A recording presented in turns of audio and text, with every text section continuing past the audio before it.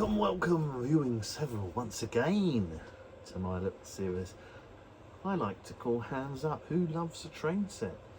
Obviously me. So today what I've done is I've bought another one of these. Now I showed you a set the other day like this, and it said it was RPC, but that was just the wrong lid, and it was actually an RPA set, which was that clockwork set that I showed you. The RPC is actually an electric set, although you don't, like a lot of these early electric sets, you don't get a controller. So this set, I think it's 1959. It comes with Series 3 track, but the interesting thing about this set is it's the Steeple Cab Loco, which you don't see that many of them. Now I'm not sure whether, I think there's supposed to be that you could get these both with the pantograph on top, and I think without. So I don't know whether this one has been lost or whether it's came without, but it's basically that little red Steeple Cab. Now they've got a Steeple Cab Loco in the sidings at Colne Valley Railway, which is a heritage railway, and I asked about it, but nobody I asked seemed to know anything about it, and they all said they've never heard of a Steeple Cab before, and I thought I was going mad, but I think the one they've got there is a diesel, rather than it doesn't have a pantograph, but it may just be that it's a wreck that's in the sidings anyway, so it's difficult to know. But nobody I spoke to that worked there seemed to know anything about it, and it made me think maybe they're not called a Steeple Cab at all, but apparently they are. So you might recall a couple of episodes ago we looked at this Clockwork Loco, and this box is in worse condition. You can see they just stick a sticker on, so this is peeling off, but it's, I got this for, I always buy them when I get them for a low price. And it doesn't matter if there's not all the track, because I've got so much of it now that I can replace any missing pieces. So we've got sellotape marks and all sorts of things on it, but we don't really mind that. If I was a collector of mint condition sets, I'd probably have no money and wouldn't be able to pay my mortgage. So I buy them when nobody else wants them, and buy them really cheap, and then part of the fun is like working on them and trying to get them running. So yeah, I think last time we said this was John and this was Jane, and we said this on the slightly posher sets. You had different children, and you had Susan, and Susan was slightly more sensible. Susan's always very sensible, and maybe even precocious. Jane, she's more down to earth. If I remember back, Jane would eat half an earthworm to impress people. She wouldn't muck about. She'd go, well, if you dared her to eat a worm, she would. Whereas Susan would never do that. So yeah, probably more of a laugh. And John there, he's yeah, I don't know what kind. It's difficult to tell what kind of music he's into in the 1950s. But that's them anyway. So we're going to move. We're going to have a look inside the box. Right, here we go. Let's have a look. Is that actually running? Yes, it is. So there's an advert for Railway Modeller. I sometimes still buy this, but 2 shillings monthly.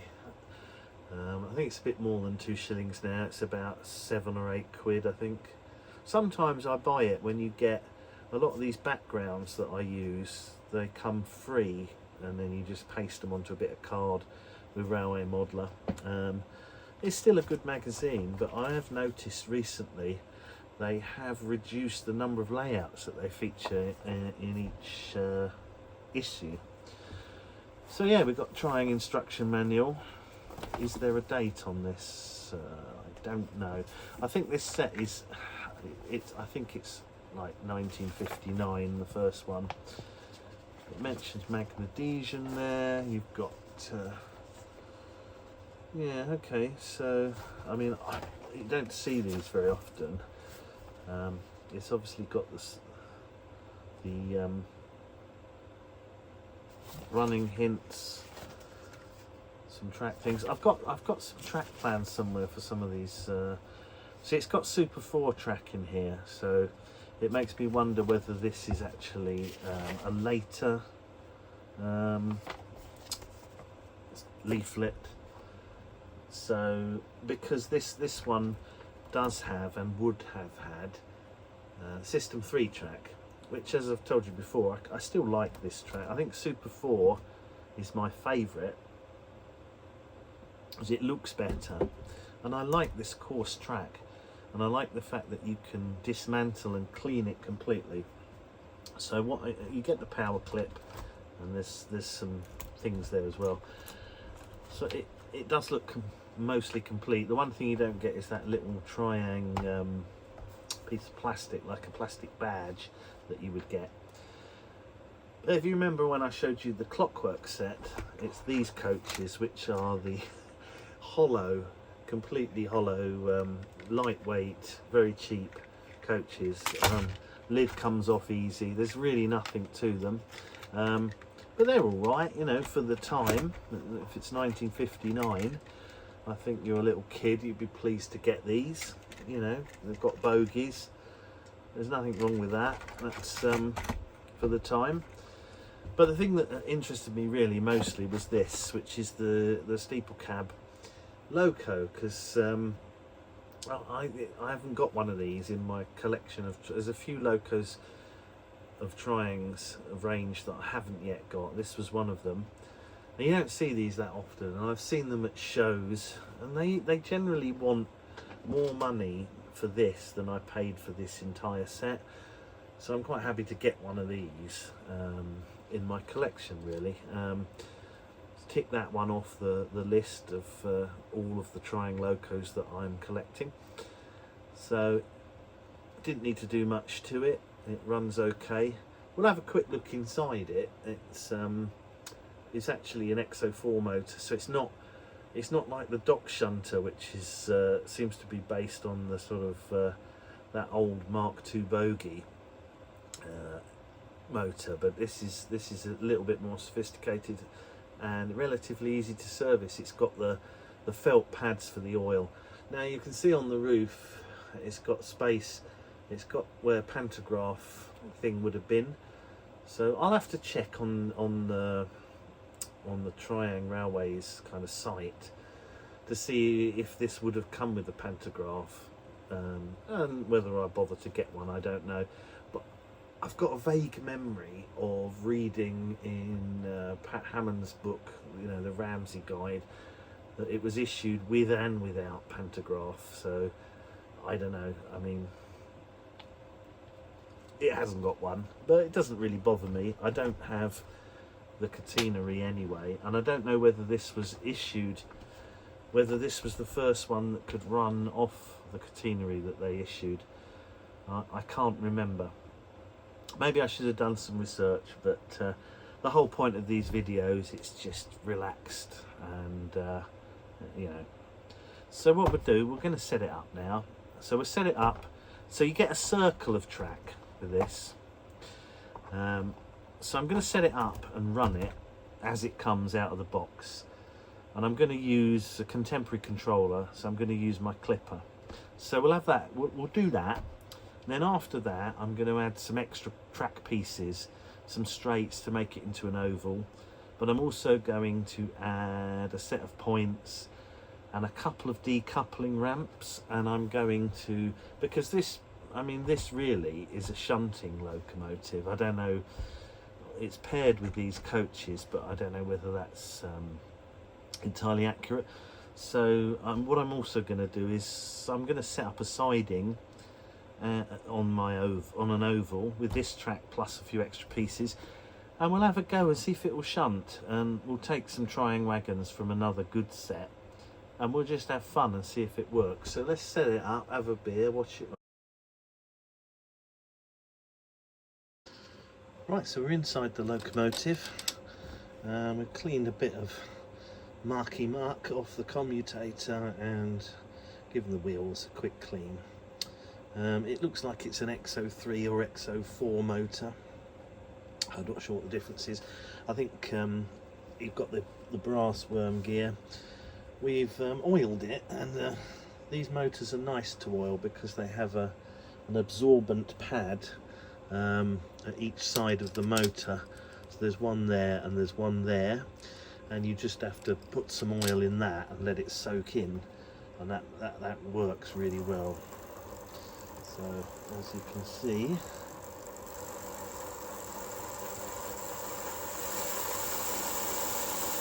that's running all right. Go the other way. So this is on, I'm using that Hornby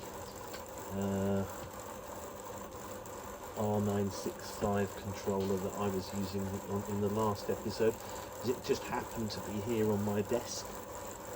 When I set it up to run the layout, I might just use that as a perfectly good controller for this type of thing, or I might bring out the H&M clipper. Haven't decided yet.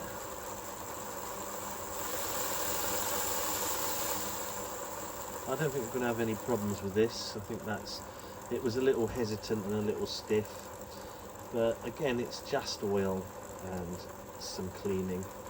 That's it really.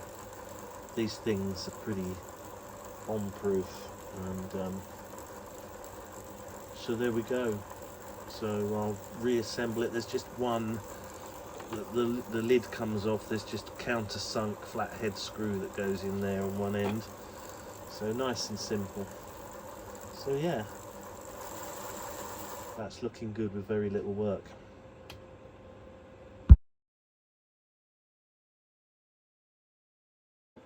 Right, we're on the track.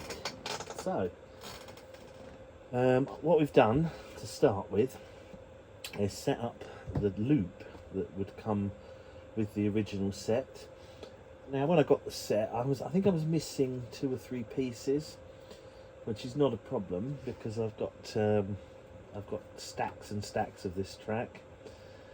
So I've given it the once over with the Pico track rubber, which, if you're not familiar with the Pico track rubber, it's basically like, you know, when you used to get the rubber at school, you'd have the rubber bit, and then you'd have that one that had all metal bits in it that was supposed to erase ink, but used to basically just chew up the paper, and the ink would still be there, but the paper wouldn't be. It's kind of a bit like that, but with more metal filings. So they get everywhere, and they stink, and but they work. So on this time, I've just cleaned the rail head up.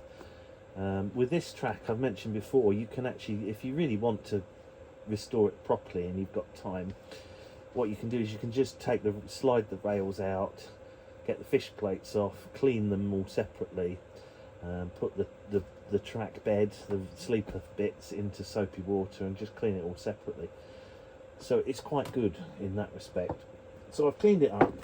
Let's just move this. I'm having a Czech style crumb tonight. So yeah, let me just remind myself which way this is. Yep, so that is that way. So I've got the clipper on here, got the power clip that came with it, and the clipper's a contemporary controller for this kind of thing. So let's start her off, shall we? Let the fun begin. Now, these coaches, I've given the wheels a bit of a lube, and I've also given the wheels a clean with the manky toothbrush, because all of that mud, as they call it, that's on the wheels will just go straight back on the track. Now the Loco itself was running lovely, but you can see pulling 2 coaches around a tight radius is a bit more of a struggle. And these coaches, I've tried to lubricate them a bit, but you can see they're a bit wobbly. But what we're going to do for Brucie Bonus is we're going to add some track pieces from my big box of Series 3 track. So I'm going to add a siding, 2 decoupling straights, and a bit of a straight, so we can have an oval with a siding. And we're going to do a HUWLATS shunt as your Brucie Bonus. So let's turn her up to full.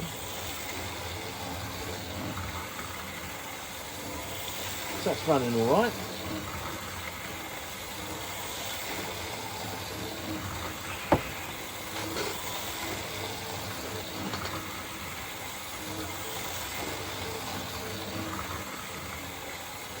bring it down a little bit. I think most of the issues you're seeing with jerky behaviour, performance, is just this radius.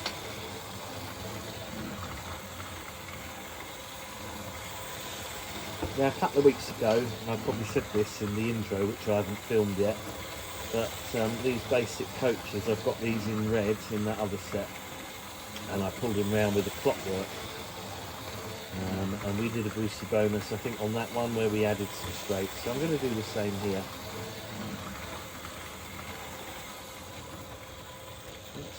Now it's been had a chance to warm up. I mean, what we can even on these controllers, you can do that. And the idea is that will give you a lower speed control. It doesn't particularly like that. Come on, you. Yeah, I mean, I've only just finished oiling the bearings. What we'll do, let's bring her back.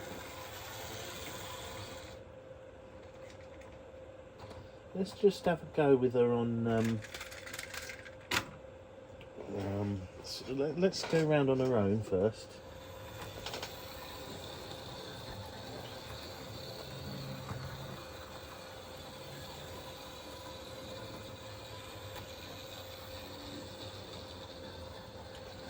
So it does run better without the coaches.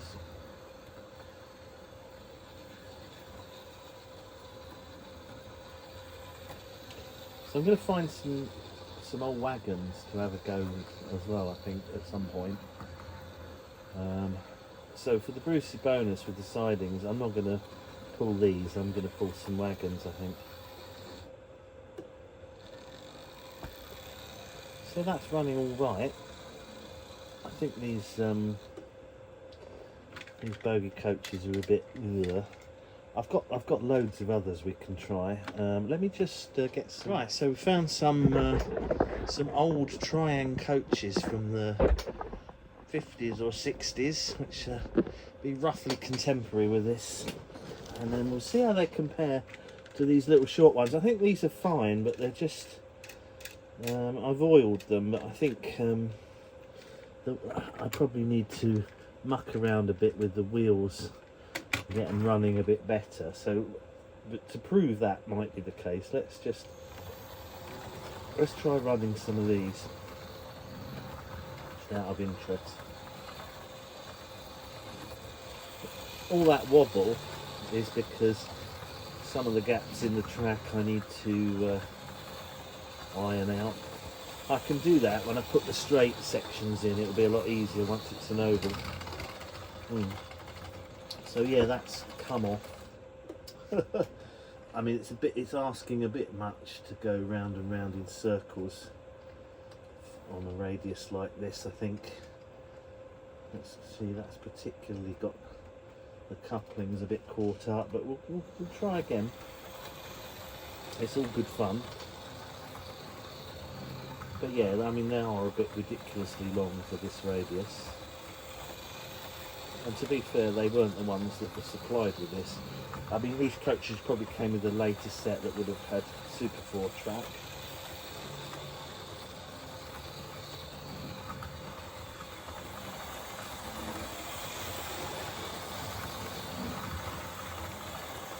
But yeah, I think the Loco itself performs pretty well.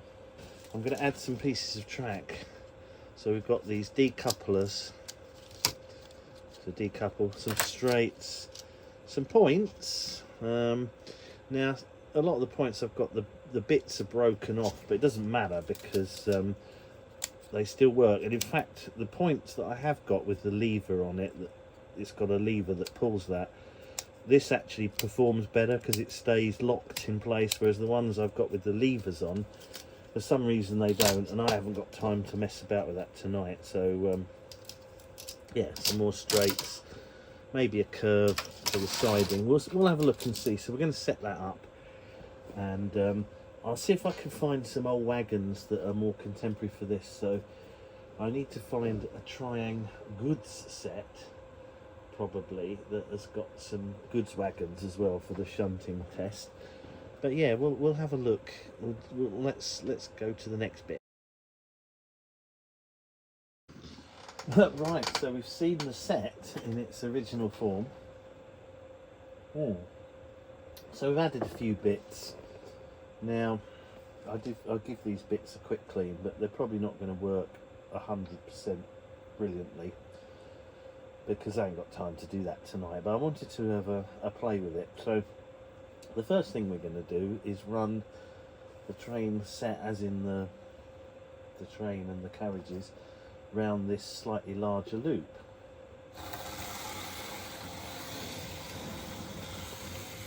I think the main problem with these carriages is that they are quite light, and so there's a lot of wobble, and they probably could be improved by adding a little bit of weight, which is not something I'm going to do now, but I think if I was going to run them, I would probably take the lid off, the roof off, and stick some of those self-adhesive little weights in, and that would probably cure a lot of the problems. Actually, that's probably in the way. Let's move that.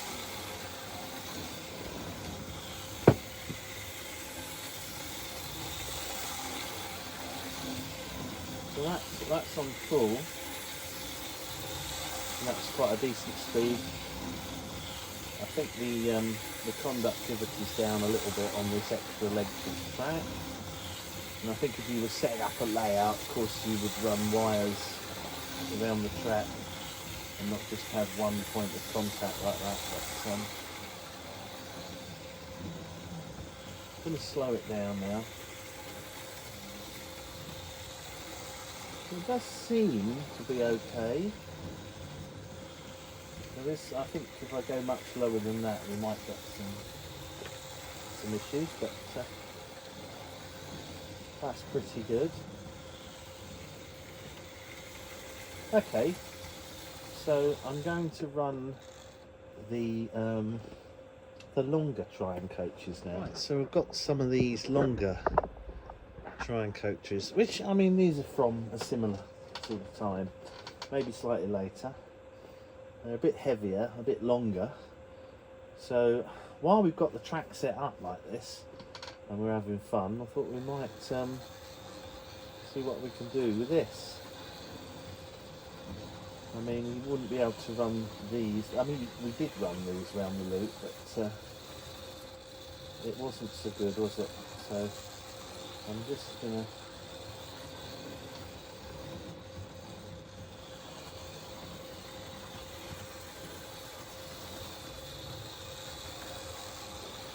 I think it's doing alright, considering it's something like 65, 66, 67 years old.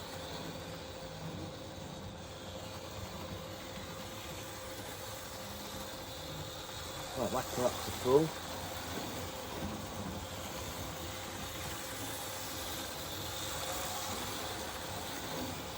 So yeah, this is an example of, say if you bought this set and you bought a few extra pieces of track, not even necessarily a siding, you could have just had all these decouplers, you could have just had 4 straights to make this oval, and it is a lot better already. So what we'll do now, as part of the Brucie bonus, I think that's pretty nice. I like that. So let's find 2 or 3 wagons and do a HUWLATS shunt. Right, here we are again on the Brucie bonus HUWLATS shunt. So I borrowed some of these wagons I borrowed from my Triumph Breakmaster set from the mid-60s. Ooh, we've had a problem there. Let's come back for that. I wonder whether that's to do with the decoupling track. So there's going to be some fine margins involved here. So we may end up seeing a few derailments and a few stalls because of the age of the set. It may well possibly be that would have happened originally if you were a kid running this on the carpet. So we're kind of recreating that whole experience.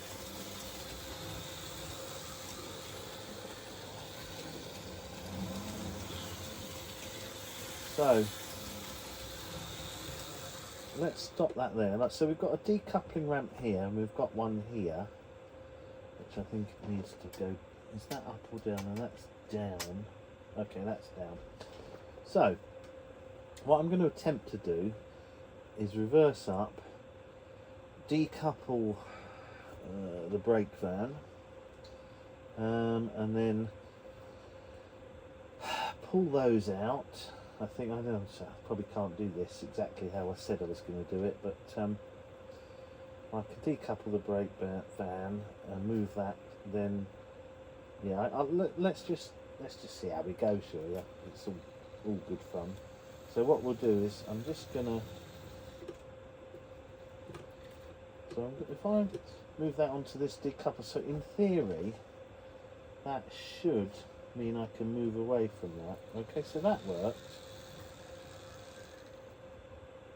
And I'm going to go and pick these wagons up, and then we'll go and get the brake van on the back of it.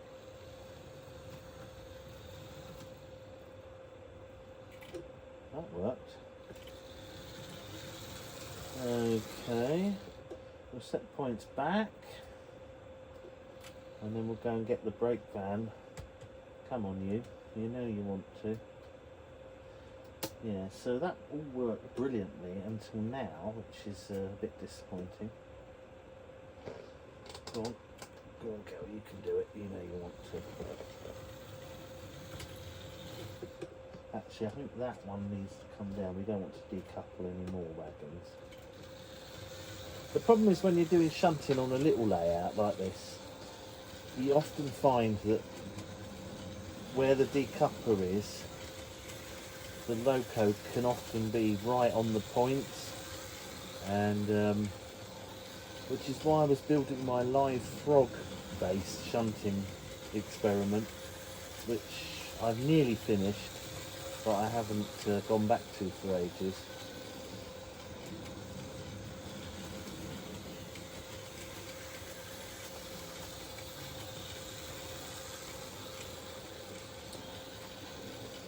Okay, that's not bad, is it? So I think what we'll do next is I'm going to try and drop off the shell tanker and whatever that is. I think it's some kind of utility wagon. We'll drop those two into the siding, and then we'll come back and pick up the rest. So what that will involve should just be a case of coming onto the here. Now, which ones did I say? Oh, okay, so I was going to do that. So I want to go there. So my Loco's right on the points at this point, which is a little bit, but you know, bear with us. So if that was on there, that would come, and then we would move away. And then we can put these two in the sidings. Again, we've got, these points are not the greatest. Yeah, so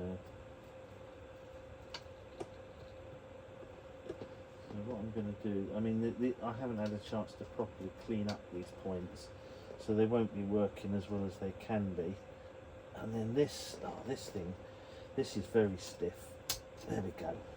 Right, that should work, as long as I can actually get the thing to. Yeah, so it now doesn't want to. Yeah, okay. I'll go that way. All right, so there's some issues, but you get the idea. I think for its age, and I've only given these a really rough clean. These can be dismantled and given a really good clean. Let's just turn that decoupler down. and off we go.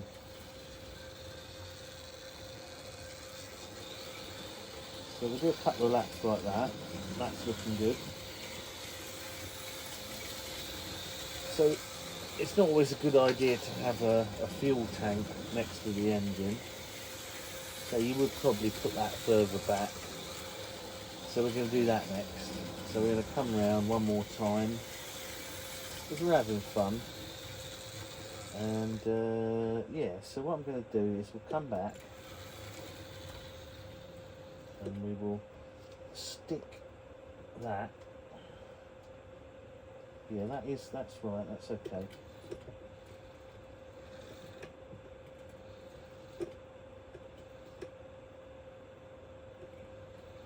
Leave the brake wagon there. And we're going to come back and hopefully we can get these without too much trouble. Again, we're on the points, but no, that's done alright, that's not too bad, that one. And then we'll put the points that way, and then we'll come back, get the brake wagon. I need to put that down, pick up the brake wagon, and away we go.